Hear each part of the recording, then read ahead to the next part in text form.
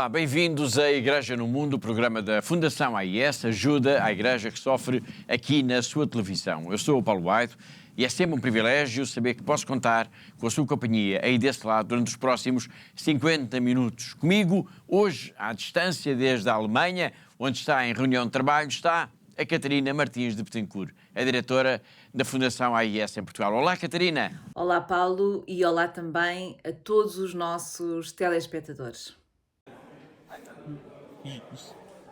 Os sinais existem. Eles falam de califado quando ele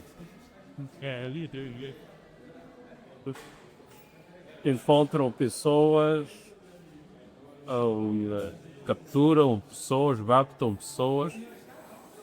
Eles fazem este discurso de que estão já aqui com o califado estabelecido. Os sinais existem. Os terroristas querem construir no norte de Moçambique um califado, um território gerido pelo Islão mais radical.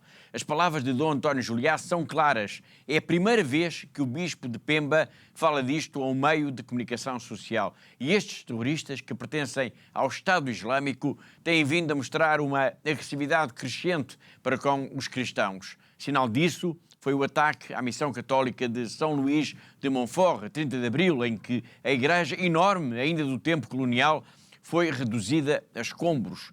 Um ambiente já de si terrível e que se agravou na madrugada deste sábado, dia 6, com o assassinato do bispo de Quelimane, que apanhou tudo e todos de surpresa. Neste momento, não se sabe quem matou Dom Osório Citara, por que razões ele foi assassinado. Estamos a preparar as respostas para tudo isto para a próxima semana. Mas hoje vamos ter já um programa especial para dar voz à Igreja perseguida em Moçambique, para dar voz aos cristãos que sofrem neste país africano. Mas vamos começar pela Nigéria.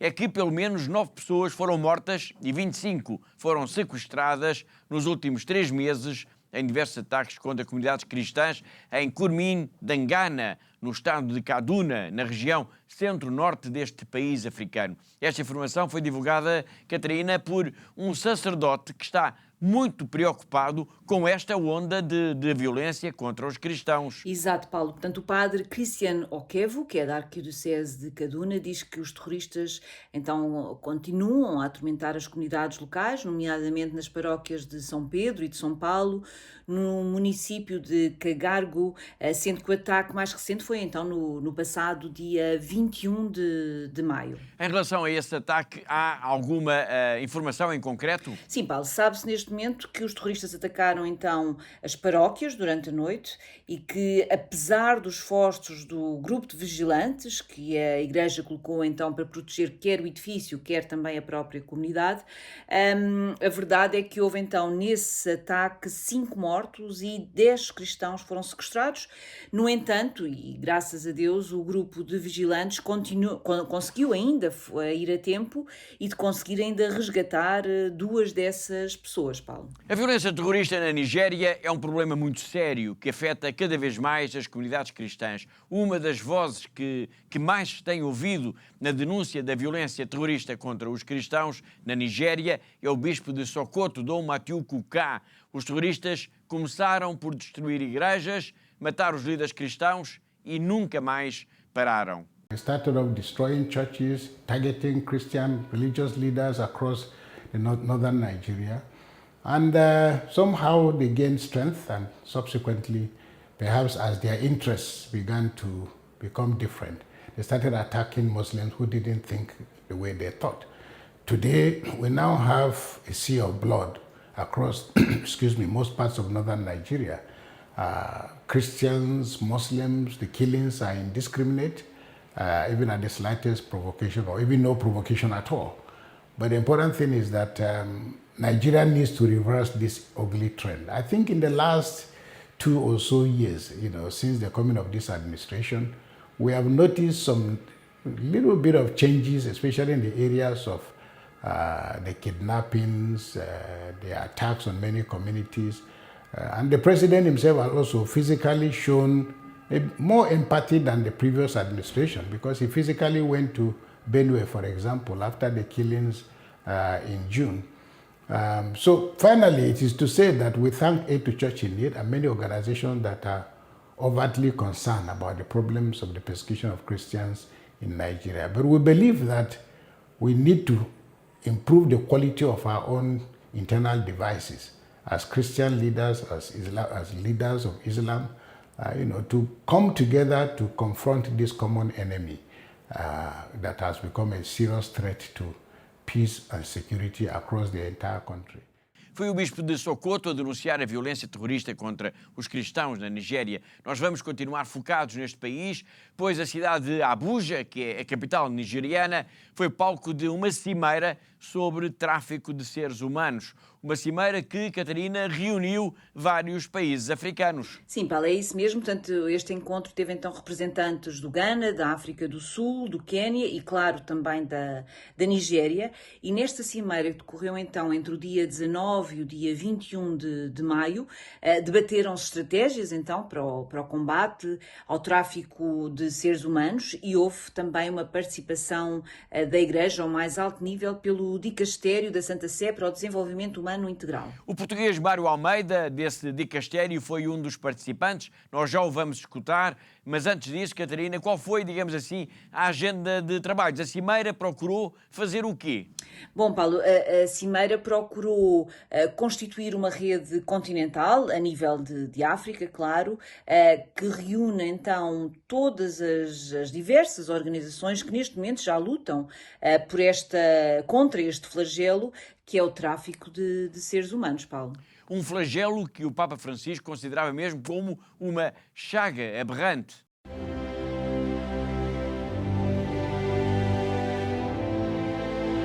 Aunque tratemos de ignorarlo, la esclavitud no es algo de otro tiempo. Ante esta trágica realidad, no podemos lavarnos las manos, si no queremos ser de alguna manera cómplices de estos crímenes contra la humanidad. No podemos ignorar que hoy hay esclavitud en el mundo, tanto o más quizás que antes. Recemos por la acogida generosa de las víctimas de la trata de personas y de la prostitución forzada y de la violencia.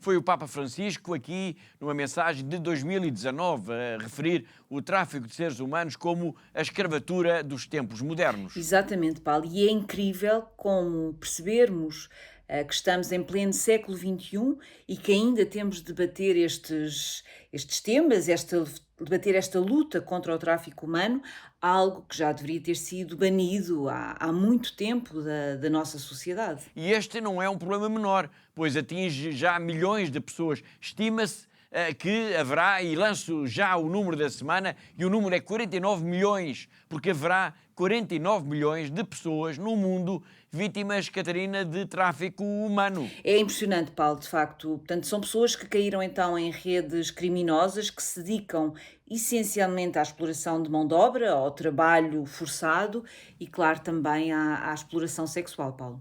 E é forçoso lembrar ainda os muitos casos de rapto de mulheres e de raparigas, outra chaga que afeta, neste caso, também as comunidades cristãs. Sim, no Paquistão ou no Egito só, por exemplo, são dois países onde o rapto de raparigas e de mulheres cristãs é um drama bem real nos dias de hoje.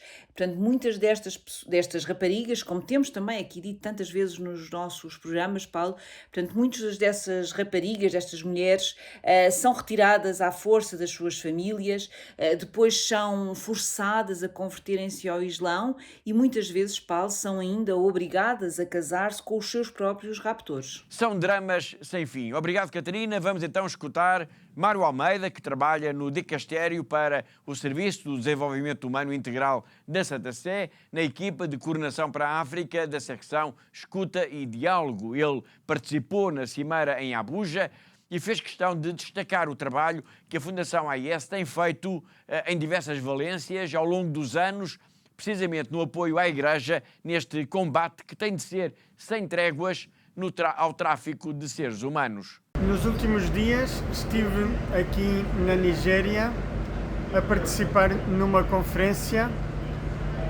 sobre a luta contra o tráfico de seres humanos. O meu nome é Mário Almeida e trabalho para o Dicastério para o Serviço do Desenvolvimento Humano Integral do Vaticano. Esta conferência pretendeu reunir diversos parceiros e entidades da Igreja Católica que já estão a desenvolver um esforço para lutar contra esta chaga aberrante, como lhe chamou o Papa Francisco, esta chaga aberrante na sociedade atual. Contamos com a participação de diversas congregações, de pessoas ligadas a instituições do governo, da sociedade civil e também da Conferência Episcopal da Nigéria. Os participantes vinham aqui da própria Nigéria, também do Ghana, da África do Sul e do Quênia. O objetivo é reunir esforços, constituir uma rede continental que inclua as diversas organizações que já lutam contra este esforço. Gostaria de sublinhar o trabalho da ajuda à Igreja que sofre, que, embora não tenha estado presente, faz muito para participar também nesta luta contra o tráfico de seres humanos. Porquê é que digo isto?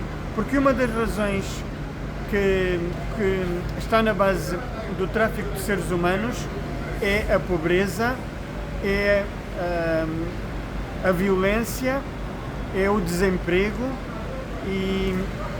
e a ajuda à Igreja que sofre acaba por apoiar muitas das instituições da Igreja que se esforçam por precisamente lutar contra estes males sociais, criar comunidades mais solidárias e também aqui na Nigéria tem uma grande ação nas comunidades cristãs que têm sofrido violência, que têm sofrido o ataque dos terroristas islâmicos. E as pessoas deslocadas internamente são vítimas fáceis do tráfico de seres humanos. E a ajuda à Igreja que sofre tem ajudado muito a Igreja da Nigéria neste combate. Rezemos todos para que termine esta grande chaga do tráfico de seres humanos.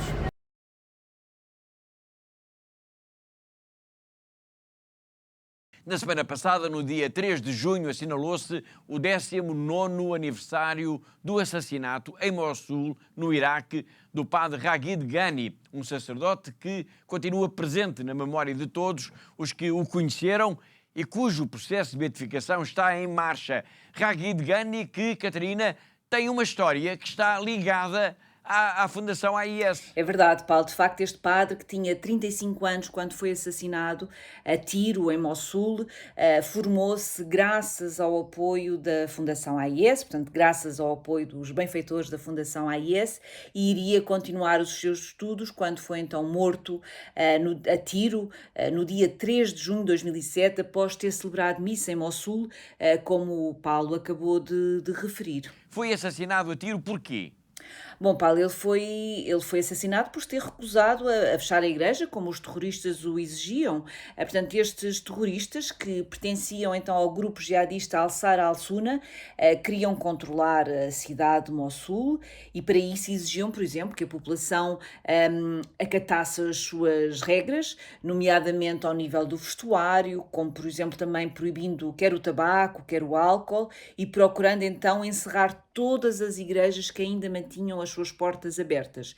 E foi isso que aconteceu, de facto. Portanto, os terroristas exigiam que este padre fechasse a igreja, mas o padre Ragid Ghani recusou e pagou com a sua vida essa sua ousadia, Paulo. Foi em 2007, muito antes de se imaginar que, anos depois, em 2014, as terras cristãs da planície de Nínive iriam ser ocupadas pelo Daesh, levando à fuga caótica de cerca de 100 mil pessoas. No entanto, em junho de 2007, já se sentia a presença dos jihadistas que, de armas na mão, tentavam impor um Islão radical em todo o país. Sim, e já se sentia o início desse sufoco e também por isso este gesto do padre Ragid Ghani tem ainda mais valor. Portanto, ele sabia que provavelmente iria pagar com a sua vida o facto de recusar fechar a igreja e obedecer assim aos jihadistas como lhe era pedido. Portanto, foi o que aconteceu, mas o seu gesto não foi de facto esquecido e o seu processo de beatificação deste jovem sacerdote, cuja história, como vimos, está intimamente ligada à Fundação AIS, está em marcha, Paulo. De facto, o seu gesto de coragem não foi esquecido. Os que o conheceram, os seus amigos, como Rami, que vive em Caramblés, lembram-no como uma pessoa sensata, amável e sempre disponível.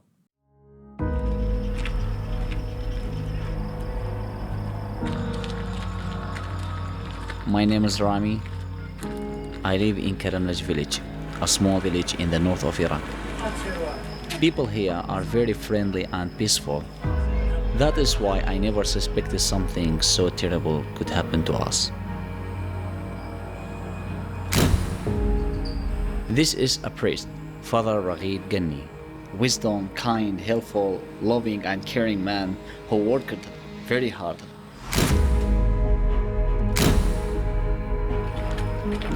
In 2007, after the mass, Father Ragid and the 3 deacons were killed by jihadists. Before they killed him, they ordered Father to close the church. But Father Ragid refused and said, "How can I close the house of God?" After that, the jihadists shoot him.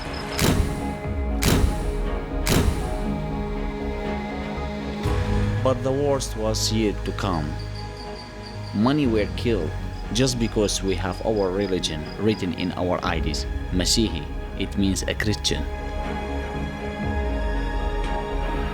ISIS turned our homes into military facilities.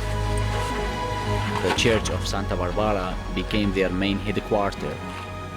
On the wall of the church they wrote, "There will be no Christianity in Iraq anymore." But they didn't make it. Thanks God, Iraqi Catholics came back.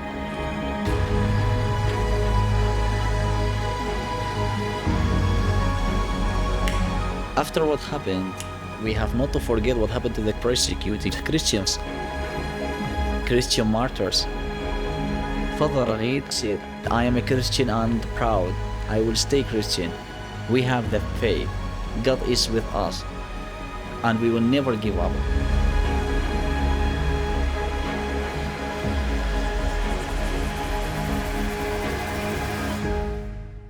Os terroristas que mataram o padre Ragid Ghani são jihadistas, exatamente como os que atormentam agora Cabo Delgado.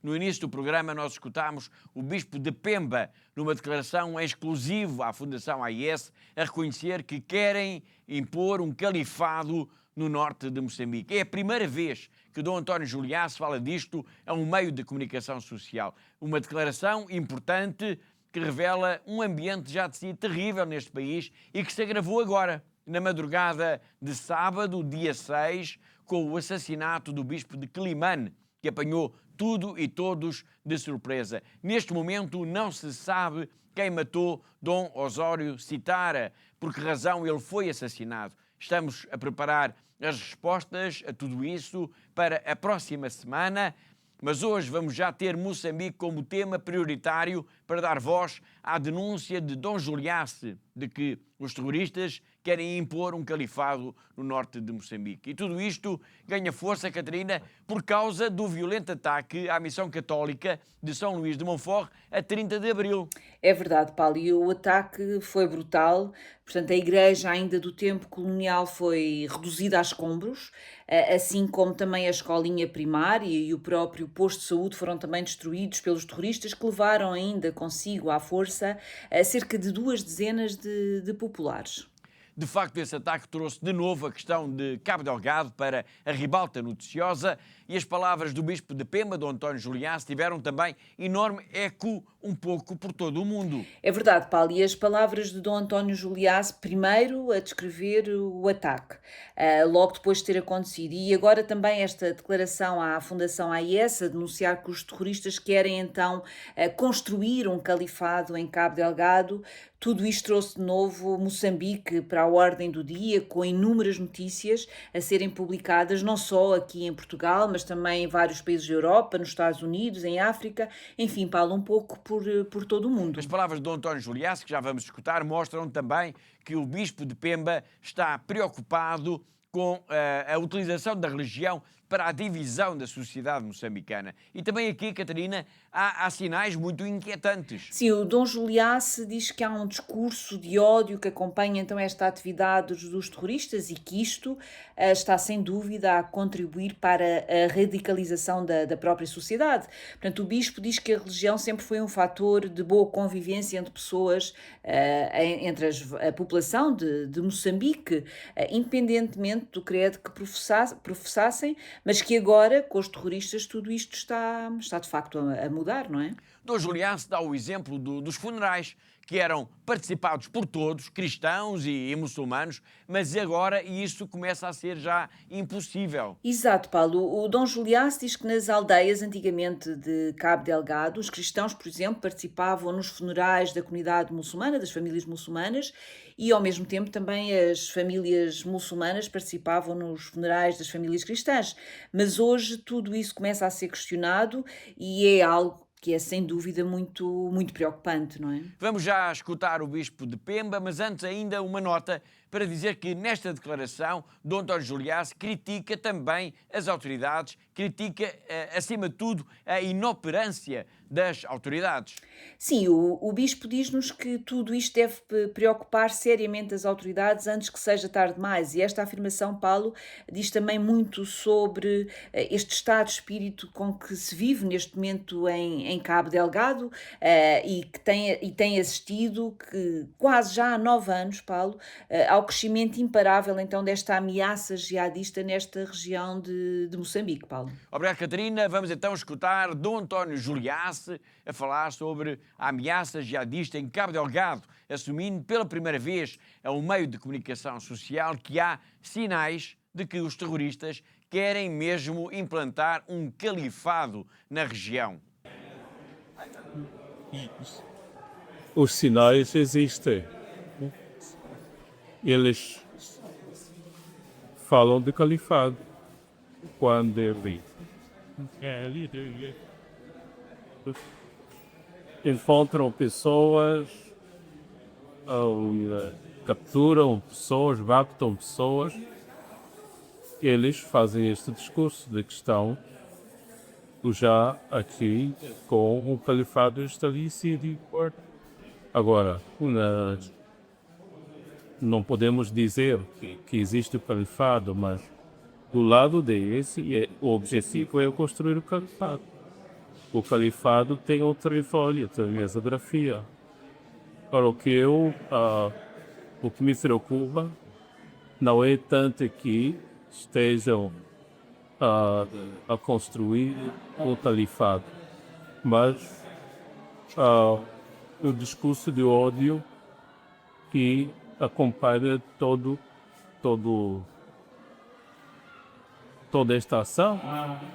Nós estamos a ver os fogos a crescer no seio das nossas comunidades, a falta de convergência na base da religião. Quer dizer, a religião que durante muito tempo facilitou a convivência entre as pessoas, começa a ver o que quiser. A religião começa a dividir pessoas. Nas aldeias, antigamente, aqui em Cabo Delgado, os cristãos participavam nos funerais de famílias muçulmanas. Os muçulmanos participavam nos funerais das famílias cristãs. Hoje isto começa a ser questionado. começa a ser questionado não é por causa dos cristãos. Então, o que está a acontecer? Portanto, não se deve falar só da guerra e de armas. Falaram de bandidos e falaram de que isto está estável enquanto há situações complicadas no seio das comunidades da nossa província e da nossa diocese, dependa. Por isso, para mim, é um assunto que deve preocupar as forças que governam o país, deve preocupar também a todas as forças vivas da sociedade para lidar com esta situação antes que seja tarde demais. Nestas declarações, exclusivas ao nosso programa, na paróquia de Santo Agostinho, em Pemba, Dom António Juliás acusa também os responsáveis do país de silêncio, de não estarem a encarar este problema com a gravidade que ele impõe. Vamos retomar a entrevista quando Dom Juliás se refere precisamente ao enorme silêncio que tem rodeado a atividade terrorista. Pouco se noticia, quase nada se diz nos discursos oficiais, e este é um silêncio que, diz o Bispo, é sempre perigoso. O silêncio é sempre perigoso, porque ninguém consegue ler o silêncio. O silêncio pode ser de precaução, pode ser o silêncio também de conivência, pode ser o silêncio simplesmente de desinteresse, de dizer isso não é conosco e conosco não conta para nada. Então o silêncio é difícil de ser lido e cria uma grande confusão. Por isso eu tenho dito que há necessidade de sempre fazer-se um discurso de enfrentar a situação que nós temos. Não sei qual é a dificuldade que não é de se enfrentar isto, mesmo para orientar as pessoas para onde é que nós vamos e o que é que está sendo feito, o que é que nós esperamos, o que é que nós devemos fazer todos em conjunto, todos juntos como povo moçambicano, o que é que temos de discutir neste momento como um povo, todos nós. Então não vejo isto bem tratado ou devidamente tratado. Nós temos o processo do diálogo inclusivo em marcha, mas eu me pergunto até que ponto a situação da guerra de Cabo Delgado entra como discussão, para que nós realmente entendamos para que lado nós estamos sendo indicados para caminharmos, não é? Estamos a escutar Dom António Juliás, Bispo de Pemba, em entrevista exclusiva à Fundação AIS. O prelado está a falar da insurgência terrorista em Cabo Delgado, no norte de Moçambique, e vai agora referir a importância do diálogo como um caminho necessário para que a paz possa voltar à região. E o Bispo sublinha que a Igreja tem feito a sua parte.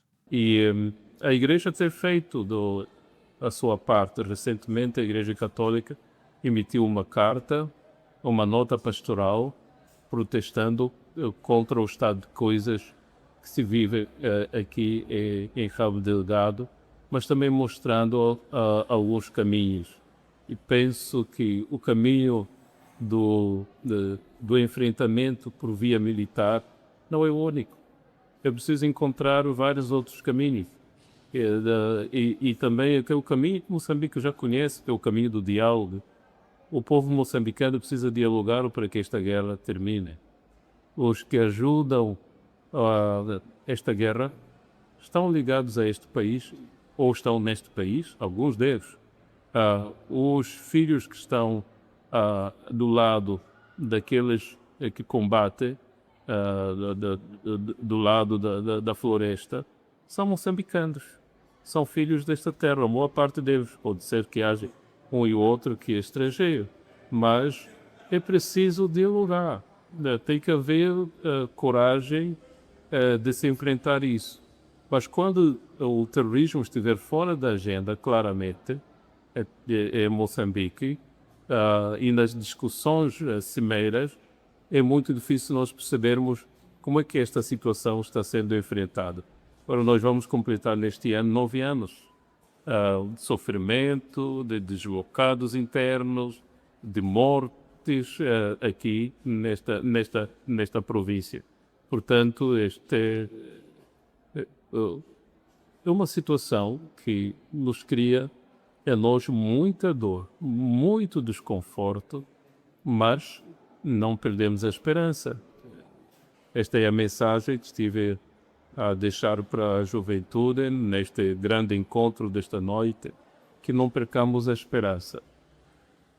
Escutamos Dom António Juliace, Bispo de Pemba, numa longa declaração ao nosso programa em que reclama mais atenção por parte das autoridades, afirmando que o terrorismo não se combate só com a força das armas, mas exige também diálogo. Na próxima semana voltaremos a este tema com mais depoimentos, com mais entrevistas. E de Moçambique vamos agora até à China, vamos até à Diocese de Macau, vamos ao encontro do nosso correspondente, o jornalista José Miguel Encarnação. Na província de Shanxi, a pequena cidade de Siushui alberga a escola Yaoan. Esta escola precisou de ser revitalizada durante anos e essa revitalização acabou por acontecer com a ajuda do governo de Macau, mas também com a preciosa ajuda da escola São Paulo, uma escola que pertence à Diocese de Macau e que é gerida pelos padres dominicanos que aqui prestam missão. Através desta parceria, a escola São Paulo não só ajudou à revitalização da escola Yaoan, como tem permitido que professores e alunos visitem esta escola, como também que os professores e os alunos da escola Yaoan visitem Macau. Assim, podem partilhar as suas experiências enquanto docentes, mas também enquanto alunos, o que faz com que não só a escola São Paulo reforce os seus currículos no que respeita a matérias da China continental, como também estes alunos da China continental fiquem a saber mais do que se passa na região administrativa especial de Macau. Estivemos lá há dias e pudemos ver um campus escolar que alberga cerca de 900 alunos, com mais de 30 turmas e que têm por Macau um carinho especial e principalmente pela sua diocese através desta parceria. Foi José Miguel Encarnação, o nosso correspondente em Macau, na China, e assim chegamos ao fim da primeira parte de Igreja no Mundo. Na segunda parte vamos falar do Líbano, para fazer um ponto da situação no terreno e dar as novidades sobre a campanha lançada aqui em Portugal. Vamos recordar ainda a visita do Papa à África. Nós temos uma síntese das melhores frases do Santo Padre e vamos ainda falar da campanha aqui em Portugal por causa da tempestade Christine. Tudo para ver daqui a pouco, depois de um breve intervalo. Até já!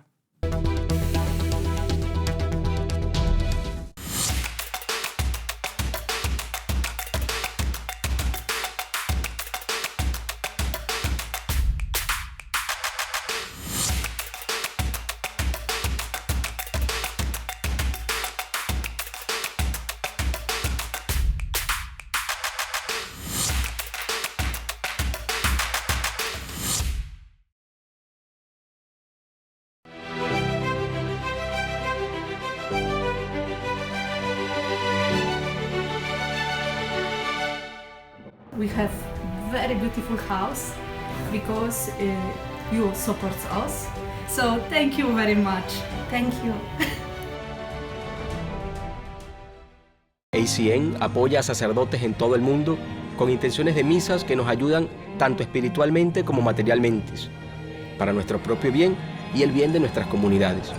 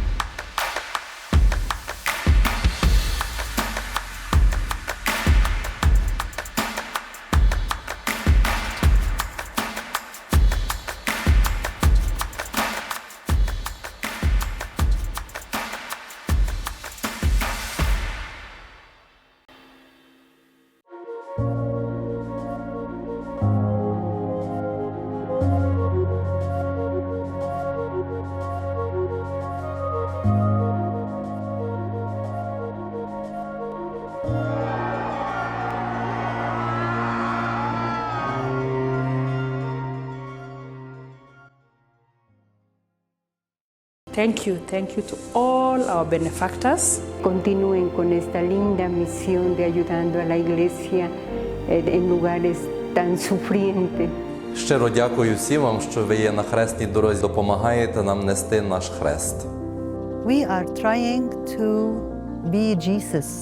Through your help and support, we are able to bring the gospel to the people. Thank you so much. May God bless you.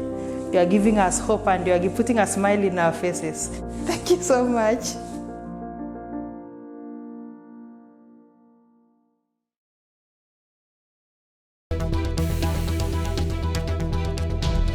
Em pleno século XXI existem pessoas comuns, pessoas como nós, mas que arriscam a vida pela sua fé. São autênticos heróis. Todos os dias, homens, mulheres e até crianças enfrentam violência, o próprio medo, para se manterem fiéis àquilo que é mais importante. Eles merecem o nosso maior respeito. A Fundação AIS existe para eles, para todos eles, para cada um deles. Está a tornar-se cada vez mais difícil para os cristãos de todo o mundo praticar e viver a fé. Em muitos lugares, os nossos irmãos e irmãs sofrem pelo seu amor a Cristo. A missão de ajuda à Igreja que sofre é construir uma ponte de amor que permita que a Igreja que sofre e é perseguida testemunhe a sua fé, inspirando aqueles que a ajudam. Hoje, a ajuda à Igreja que sofre, ou AIS, apoiando mais de 5.000 projetos anualmente em mais de 145 países. Hoje em dia é necessária muita desta ajuda no Médio Oriente, onde a presença cristã enfrenta uma ameaça existencial. Lá e por todo o mundo, a AIS apoia a construção e a reconstrução de igrejas e onde as comunidades católicas se reúnem para prestar culto, rezar e serem fortalecidas na fé. A AIS apoia anualmente mais de 12.000 religiosas, ajudando-as a viver a sua vocação. A AIS também contribui para aqueles sacerdotes que mantêm viva a fé nas suas comunidades. Todos os anos, a AIS apoia a formação de aproximadamente 13.000 destes futuros padres por todo o mundo. A AIS apoia a tradução, impressão e distribuição de mais de 51 milhões de cópias da Bíblia para crianças em 190 línguas. A AIS recebe pedidos de ajuda não só para livros, mas também para estações católicas de rádio e de televisão. A cruz, o sinal da promessa de Deus, tem guiado o trabalho pastoral de ajuda à Igreja que sofre. É a cruz que também tem inspirado os benfeitores da AIS a ajudar aqueles que não conseguem levar as suas cruzes sozinhos. Eles estão a ser testados na fé. Nós estamos a ser testados no amor.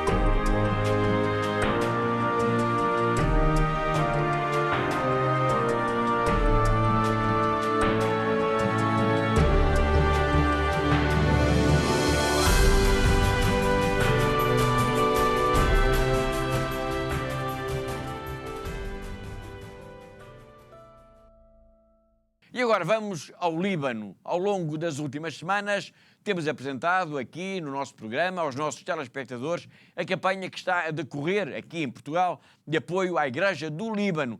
E vamos continuar a fazê-lo, até porque a situação no terreno está a agravar-se. A guerra não tem dado tréguas e a crise humanitária piora de dia para dia. E neste cenário, Catarina, temos mesmo de prosseguir com esta campanha para se conseguir aliviar um pouco o sofrimento dos libaneses. É isso mesmo, Paulo. De facto, a situação tem-se agravado porque os bombardeamentos prosseguem. Tem havido quase todos os dias notícias de mortos, de feridos e o número de deslocados, infelizmente, também não para de aumentar, Paulo. Os últimos dados do Ministério da Saúde do Líbano são trágicos. Sim, desde o dia 2 de março, portanto, foi o dia quando as tensões entre Israel e o Hezbollah reacenderam e, portanto, o número de vítimas já ultrapassa neste momento as 3.500 pessoas. Portanto, já são 3.527 mortos, Paulo, e o número de feridos ultrapassa já os 10.700. E há, além de tudo isto, ainda cerca de 1.200.000 deslocados, um número que continua também a crescer por causa dos bombardeamentos e da destruição das casas. Exato, a situação é neste momento terrível. E a Igreja está, e é neste cenário, não é? Que a Igreja está neste momento a atuar, mas é cada vez mais difícil, quer para os padres, quer para as religiosas, conseguir então dar resposta a todos os pedidos de ajuda que diariamente lhes chegam. E é por isso então que nós aqui, Paulo, em Portugal, temos mesmo de continuar com esta campanha de apoio, porque estamos, sem dúvida, a salvar vidas no Líbano, Paulo. Eu acredito que muitos dos nossos telespectadores já sabem, em linhas gerais, claro, o que é a campanha SOS Líbano. Mas importa lembrar que o objetivo principal é ajudar a igreja local a dar um cabaz com bens essenciais a cada família em necessidade. Sim, é isso mesmo. Portanto, cada cabaz que é entregue a cada família tem, então, alimentos, tem medicamentos, mas também tem roupa. Portanto, a Igreja procura dar a estas famílias, em especial àquelas que ainda vivem nas ruas, ou então aquelas que encontraram abrigo em casas particulares, ou também em paróquias, ou mosteiros, ou conventos, e para que tenham assim, desta forma, com este cabaz, tenham então o mínimo dos mínimos para poderem sobreviver nos próximos tempos, Paulo. E é aqui que entramos nós. Exatamente, Paulo, e cada cabaz de bens essenciais para um mês e para uma família custa 80 euros.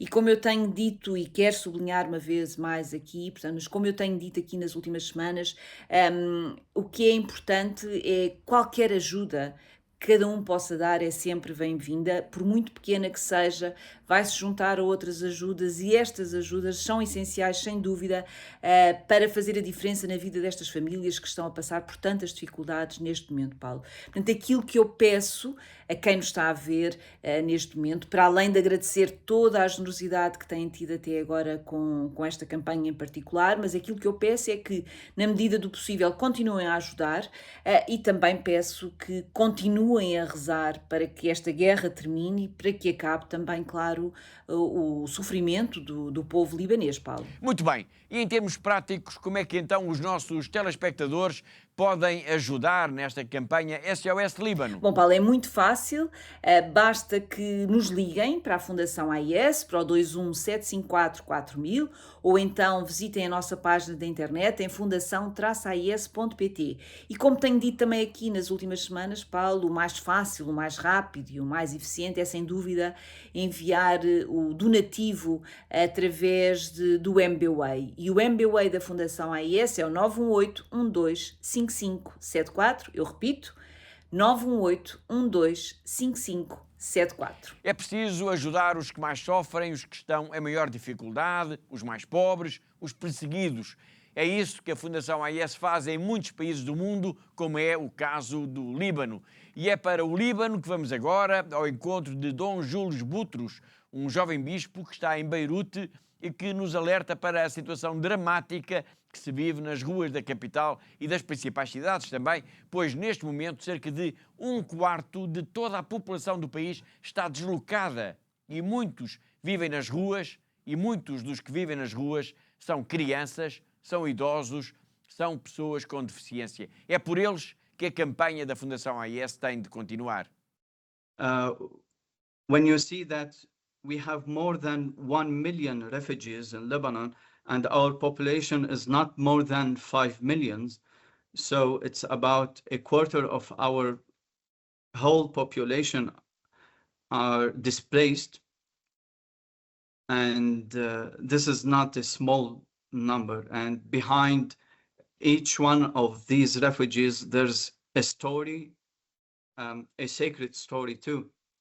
There are small children, there are elders, there are disabled, and many of them are still sleeping by the streets and in the squares, with no showers, no bathrooms, no kitchen, no electricity. You can imagine a life after 2-3 weeks like that. It's not human. It's not human.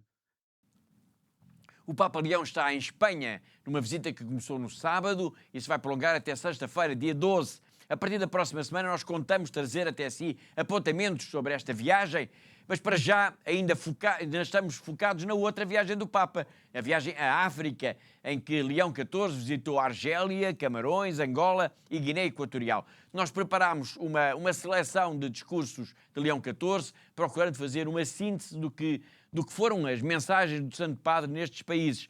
Mensagens em que se destaca, Catarina, a condenação da violência, a condenação da guerra. Sim, sem dúvida, Paulo. De facto, a defesa da paz, a condenação de todos os tipos de violência, incluindo o terrorismo, que tem usado em África a bandeira deste jihadismo agressivo, que vai desde a região do Sahel até ao norte de Moçambique, foram então temas constantes nestes discursos do Papa Leão XIV. Mas o Papa falou também da dignidade de todos os seres humanos, algo que diz que não é negociável, e que falou, claro, também das injustiças que decorrem da má governação dos povos, da corrupção, da prepotência, também de situações que infelizmente são muito frequentes em muitos países de África, Paulo. Obrigado, Catarina. Vamos agora espreitar então a seleção que fizemos dos discursos do Papa neste périplo africano que começou pela Argélia. Cercare Dio e riconoscere anche l'immagine di Dio in ogni creatura, figlio di Dio, in ogni uomo e donna creati nell'immagine e somiglianza di Dio. Questo per noi significa che è molto importante imparare a vivere insieme con rispetto per la dignità di ogni persona umana.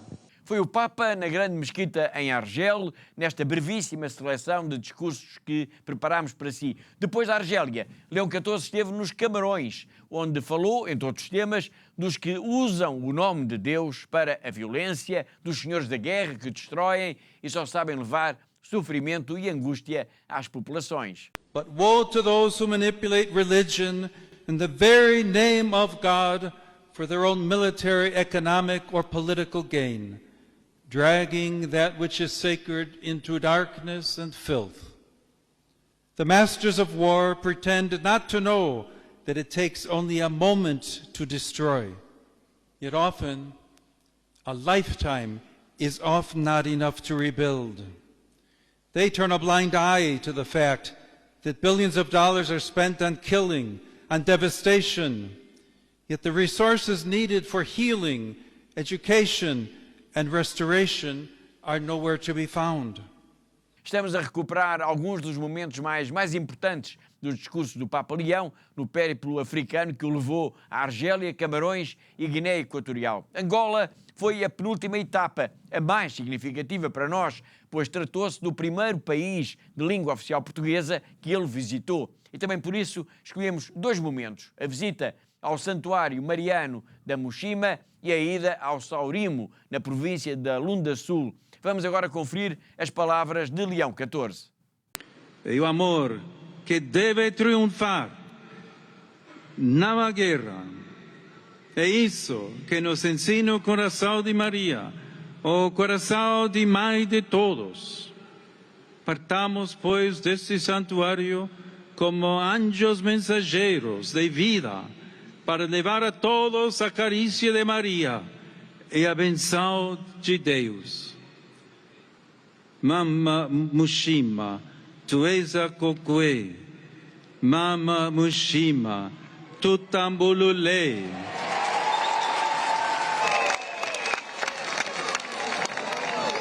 Mãe do coração, viemos até vós, para vos oferecer tudo.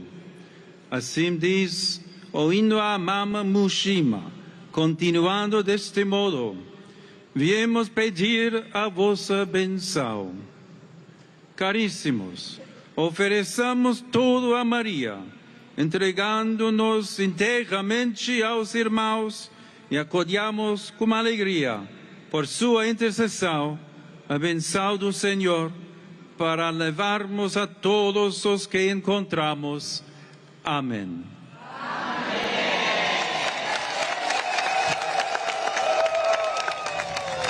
Não viemos ao mundo para morrer.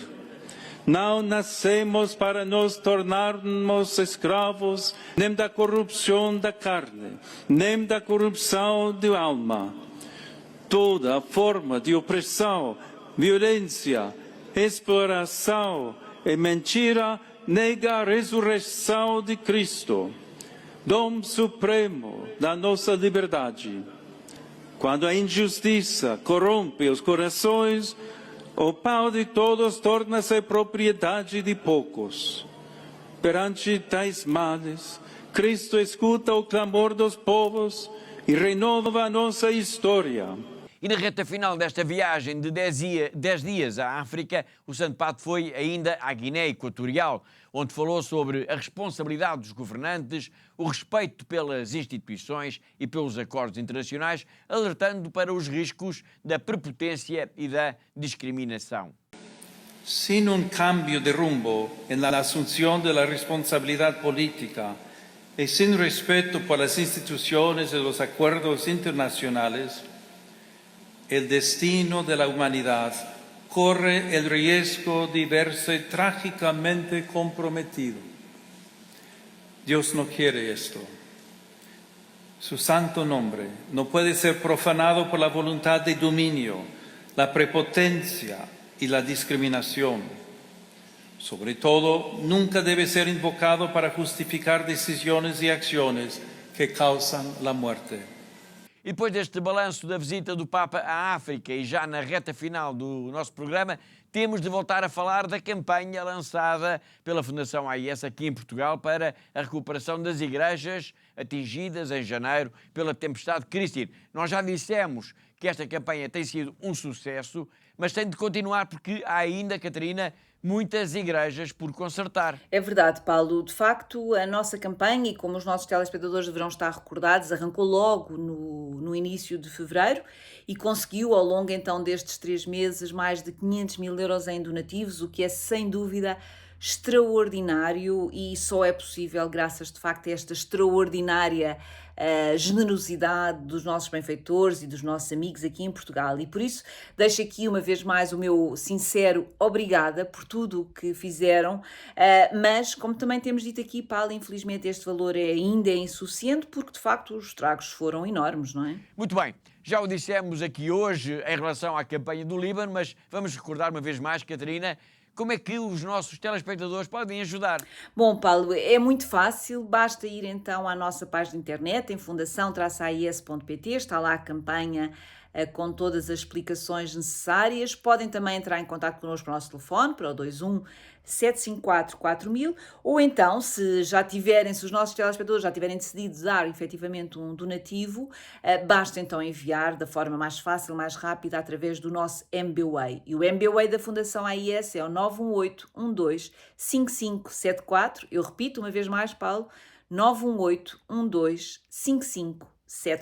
Obrigado, Catarina, e já que estamos a falar em ajuda, é bom lembrar que ainda durante este mês podemos ajudar também a Fundação AIS com a nossa declaração do IRS. Milhões de cristãos vivem em países onde não há liberdade religiosa. Muitos são mesmo perseguidos, presos, raptados, torturados, mortos. Apenas e só por causa da sua fé. Todos os dias vivem sob ameaça. Todos os dias vivem a cruz da perseguição. E por isso precisam de nós, das nossas orações, da nossa solidariedade. Este ano, quando preencher a sua declaração de IRS, lembre-se da Igreja que sofre, lembre-se dos cristãos perseguidos. Este ano, ao preencher a sua declaração de IRS, assine 505-152-304, o código da Fundação AIS, e isso basta. No ano passado conseguimos mais de 200 mil euros. Este ano temos de ultrapassar este valor, pois são cada vez mais também as comunidades que nos pedem ajuda, que nos pedem socorro. Ao doar 1% do seu IRS para a Fundação AIS, está a dizer a cada um destes cristãos perseguidos, destes heróis da fé, que eles estão no seu coração. O mundo ignora-os, mas a Igreja acolhe-os. Obrigado por aliviar a cruz dos cristãos perseguidos.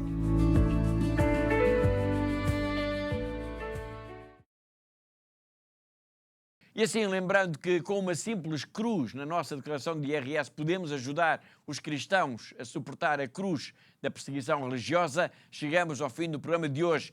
Todas as semanas marcamos encontro aqui porque há uma igreja que precisa da nossa ajuda. Agradeço a presença e a colaboração da Catarina, hoje desde a Alemanha, assim como de todos os que ajudaram a produzir, a editar e a levar até si este programa. E quanto a mim, Paulo Aido, resta-me dizer que foi um gosto, como sempre, saber que esteve aí desse lado, na nossa companhia. Até à próxima semana, se Deus quiser.